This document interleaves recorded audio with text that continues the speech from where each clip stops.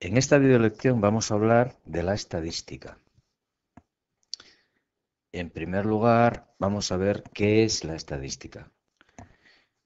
Pues se trata de una rama de las matemáticas que se ocupa de recopilar datos, por ejemplo, valiéndose de censos o de encuestas, recopilar datos, recoger datos y después de organizar esos datos para sacar unas conclusiones.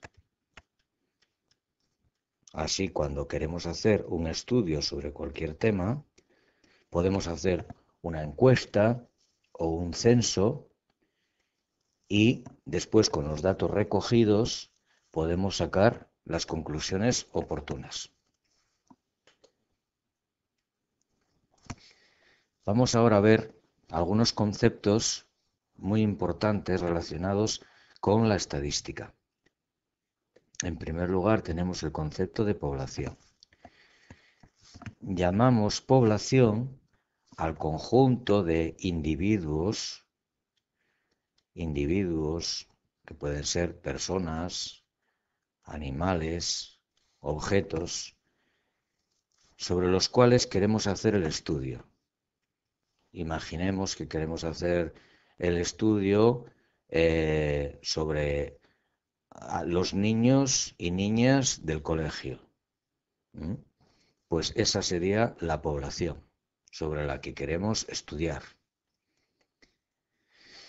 Pero como a veces la población es demasiado grande, lo que hacemos es obtener una muestra. Una muestra significa que vamos a elegir algunos individuos para hacer el estudio, porque resulta muy difícil coger toda la población. Entonces, a la hora de elegir esa muestra, pues tenemos que elegirla cuidadosamente. Por ejemplo, tenemos que fijarnos en los sexos y elegir niños, niñas. Tenemos que fijarnos en las edades y podemos elegir niños de 4 años, de 5, de 6, de 7, etcétera. Contemplar todas las edades porque sus opiniones pueden cambiar. Si estamos haciendo un estudio, por ejemplo, de un pueblo, pues podemos tener en cuenta la localización, es decir, si viven en el centro, si viven en algún barrio. Todos estos son factores que pueden influir. Entonces, la muestra, que es una selección de la población que queremos estudiar, pues tiene que estar muy bien elegida y tiene que contemplar todas las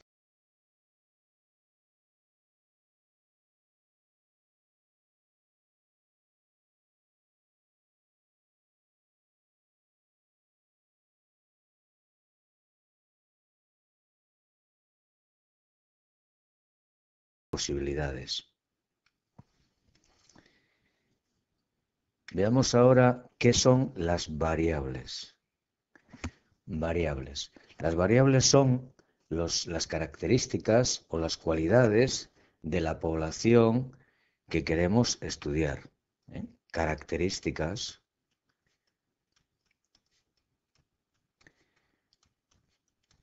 o cualidades de la población que queremos estudiar. Estas variables pueden ser de dos tipos principalmente. Pueden ser cuantitativas, cuantitativas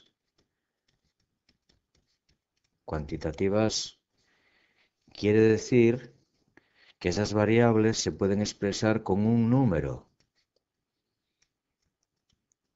Si le preguntamos a la gente, ¿cuántas televisiones tiene en su casa? Responden 3, 4. Esa sería una variable cuantitativa. Sin embargo, hay otras variables que no se pueden responder con números, y esas variables las llamamos cualitativas. cualitativas. Por ejemplo, ¿cuál es su sexo? Masculino, femenino. ¿Cuál es el color de sus ojos? Azul, verde, gris. ¿Cuál es el color del cabello? Negro, rubio, castaño. Son variables cualitativas.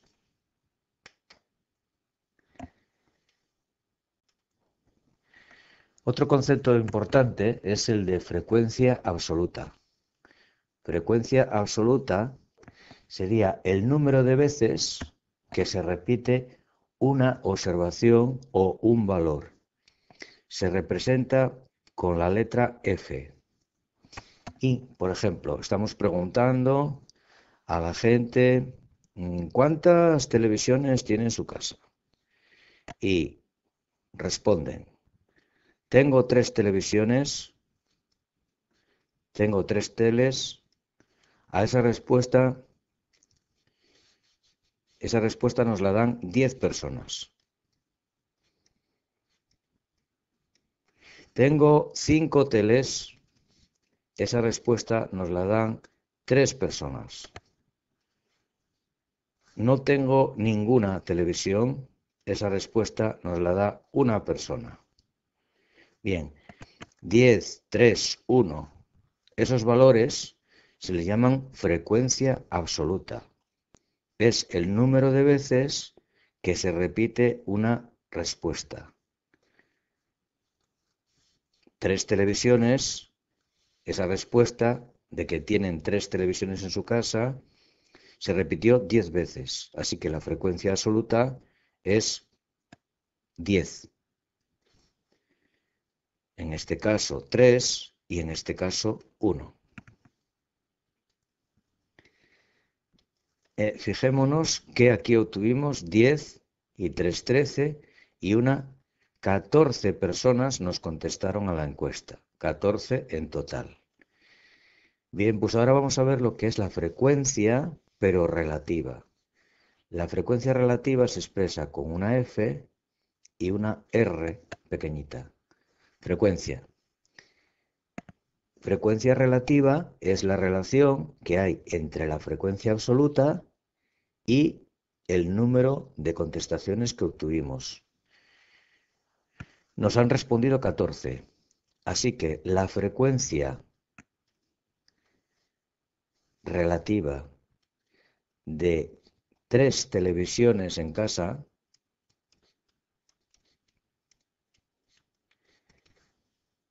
es 10 personas de 14 en total. 10 de 14. Se obtendría dividiendo 10 entre 14. Si dividimos 10 entre 14, nos da 0,71. O sea que la frecuencia relativa, en este caso, es 0,71. Nos contestaron que tenían 5 televisiones. 5 televisiones. Nos contestaron 3 personas. 3 de 14. Si dividimos 3 entre 14, nos da 0,21. Esa sería su frecuencia relativa. Y nos contestaron que no tenían televisión, 0 televisiones, una persona de 14. Si dividimos 1 entre 14, nos da 0,08. Si sumamos todas las frecuencias relativas, es decir, si sumamos 0,71 con 0,21 y con 0,08, nos da en total 1. Esta es una característica. Las frecuencias relativas sumadas dan siempre 1. Y aquí tenemos una tabla de frecuencias. Cuando realizamos una encuesta, un censo, pues lo que hacemos es recoger los datos en una tabla. En esta tabla tenemos, por ejemplo, las notas con sus resultados de la asignatura de matemáticas en la última prueba. Un 1 lo sacó una persona. Un 2, dos personas. Un 3, cuatro personas. Un 4, una persona. Un 5, seis personas. Un 6, tres personas. Un 7, dos personas. Un 8, una persona. Un 9, dos personas. Y un 10, una persona. Estos datos son las frecuencias absolutas. El total de personas es de 23. Bien, la frecuencia relativa se obtiene al dividir la frecuencia absoluta entre el número de respuestas. Así que, por lo tanto, para saber la frecuencia relativa de 1, dividimos 1 entre 23. Para saber la frecuencia relativa de 6, sería 6 entre 23. Y así sucesivamente. Sumadas todas las frecuencias relativas, nos daría 1. Así, de este modo, iríamos calculando todas las frecuencias relativas. 1 dividido entre 23, 0,04 aproximadamente, porque estamos cogiendo solamente hasta las centésimas, deberíamos coger algo más, para que luego al final, en lugar de salirnos 0,96, nos diese 1 exactamente. El que nos dé 0,96 y no nos esté dando 1 es porque estamos considerando solamente dos decimales y deberíamos considerar alguno más. Y luego, por último, el tanto por ciento. El tanto por ciento, una vez que tenemos la frecuencia relativa, es multiplicar la frecuencia relativa. El tanto por ciento sería igual a la frecuencia relativa multiplicado por 100.